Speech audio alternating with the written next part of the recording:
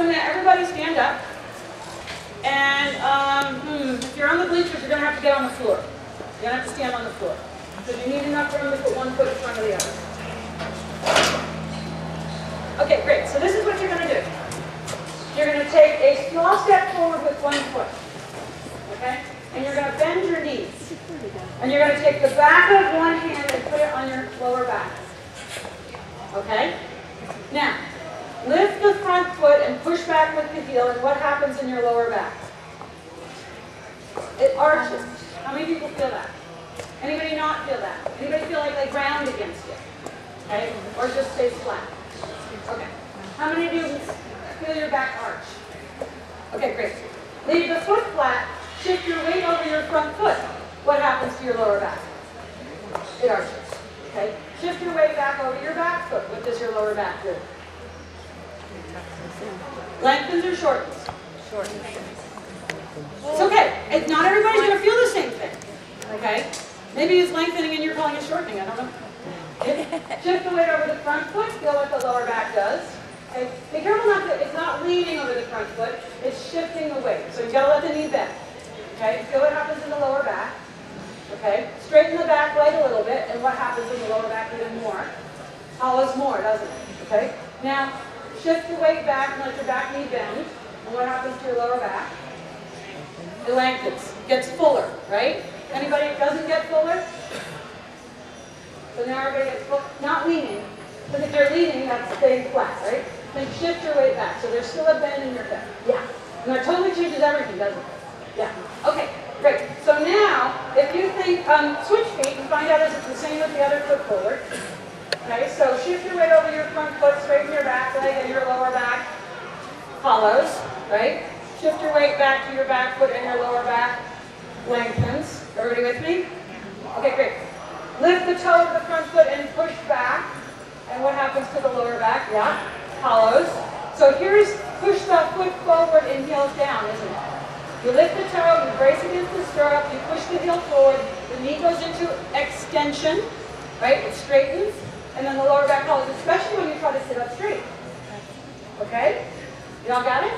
Now, if you put the foot flat, and you feel your back lengthen, right? And you just think of your weight lengthening back into your back heel. Yeah. Now where's the weight on your back foot? In the heel. Okay? Hollow your back a little bit, and the weight in your back foot goes to your toes. Lengthen your lower back, and the weight goes to your heels. Make sure you have a bend in your back hip. If I straighten my back hip, this does not work. If I straighten my front hip, it gets funky too. So you need a bend in the hips and the knees. Okay? Because in riding, we have a bend in the hips and the knees, right? I hope so. Like, nobody rides perfectly straight. You don't bicycle perfectly straight either. So the minute I lengthen my back, the weight goes into the heel of my back foot. That is heels down in my book. And it is in my book. If you have any questions, you can read that in my 55-minute fixes. I never thought about it. Okay? So that's heels down. The minute I brace the heel, look, if I brace the back heel, what does my lower back do? It hollows. Okay? If I brace the front heel, it hollows. Some people brace and round. That's a lot of work. But just see cowboys do that. Right? They brace and round. Okay? And then our head goes forward, right? Okay. But the typical is, we try to sit up straight, and then we brace in our heel, and our back gets really hollow. Okay? That's not very fun for your back. It's a lot of concussions if you start to count. Okay? So heels down for me is the back lengthening, so the weight goes into my heel, as opposed to pushing my foot forward. Is everybody with me on this? Any questions? Okay, you can all sit back down. So if I had tried to change Bob's leg position first, without changing his back position, this would not have worked so well. Because his back would have still been hollow, so his hip would still be bracing, pushing against the stirrup. Now, there's one other little interesting detail about the hip joint. Okay.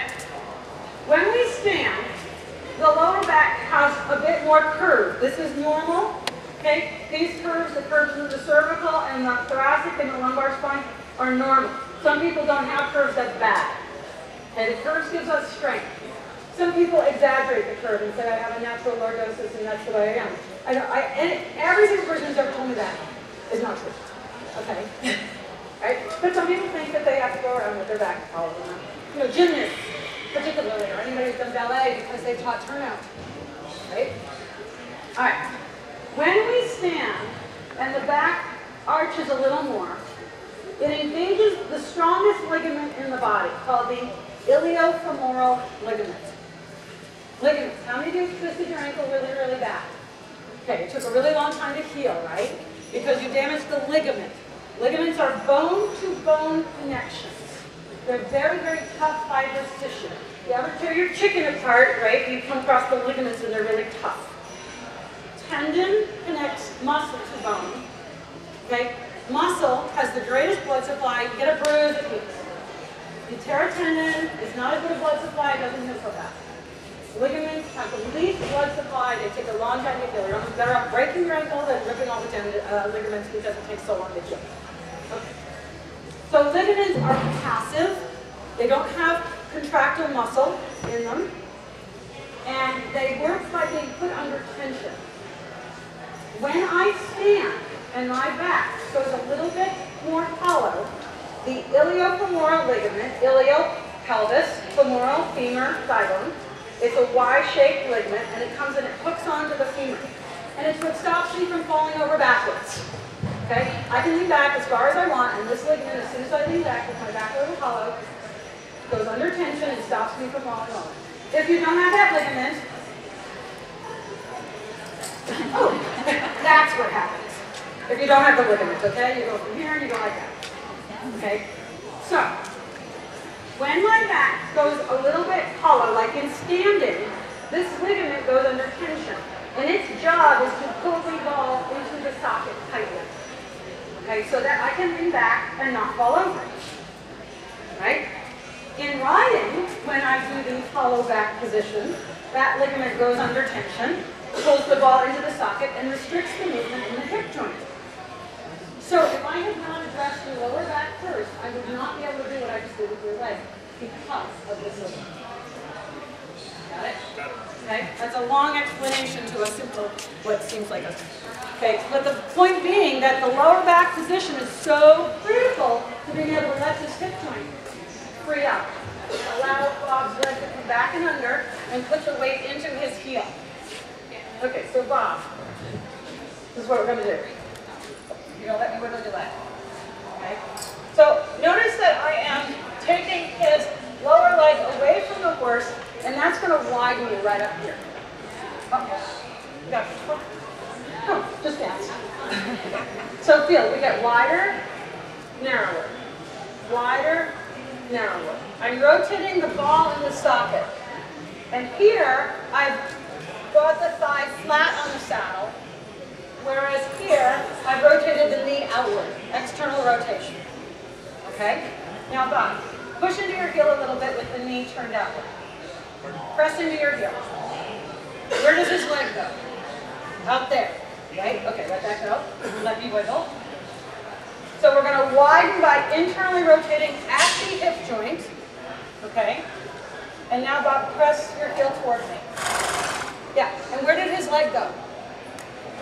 Back. Betty, you look catty. You look really surprised. Okay? It's totally the way the bones work, and it happens with every single person. If I turn my knee out and put weight into my heel, my foot is going to go there. Okay? And then if I have my foot in the stirrup, I'm bracing against the stirrup and push my foot forward. If Bob thinks about widening the back of the hip so that the thigh comes flat, look again for me. Good. And he softly presses, that's enough, his heel toward me, his leg lengthens back, and the weight goes into his heel. He has lengthened from his hip down to the front of his thigh. You need to remember. Let me do it again. Okay? And it's very small, but just lengthen a little. That's enough. If the knee gets sticky, it's too much. So he lengthens his heel back and down, leaving his knee soft. Now lengthen a little. There we go. Whoops, too much. Then you start to push this way. Okay, think that length from the front of the hip. That's it. And now where is his leg? Underneath him. Okay? Go for a walk, Bob. Not a balance. Feels weird, doesn't it? Yes, it does. Yep. Horse isn't sure either. Whoa, that's different. It's never been there before.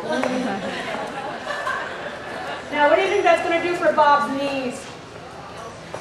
Take all the stress off of him. So as your horse walks, Bob, think about how the thigh is lengthening down. If you're not making it happen, it's just happening. And it's lengthening down now, now, now, now, now, now. Can you feel that? Okay. It does feel like the stirrup needs to be longer. So my second only rule for riding is that when things are going in the right way, the knees always go down. You don't force them down. You can't force them down, then it's not correct. When things are in the right place, the knees always lengthen forward down as the horse moves. That's walk, trot, canter, sitting trot, lateral work, slide stops, reining spins, I don't care what. It's the only other rule I have. The reason being that the knee is the horse's which joint? Stifle. And the horse needs to be able to do what with his stifle? Flex it. And the minute I brace my knee, I start to push back, right? You already felt that. Push back, up into my pelvis. I either have to round or arch, which braces against the horse, and he can't bring his hind leg under. Okay? It's not something that Bob can force. It's something he has to figure out how everything works so that the knees go down. Okay? So notice the difference in the two legs. How's it feel? Go to the hold place.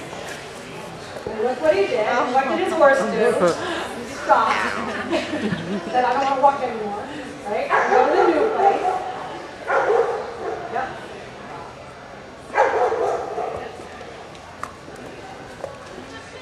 And the nice thing is Bob has hours and hours on horseback to be able to pick it up.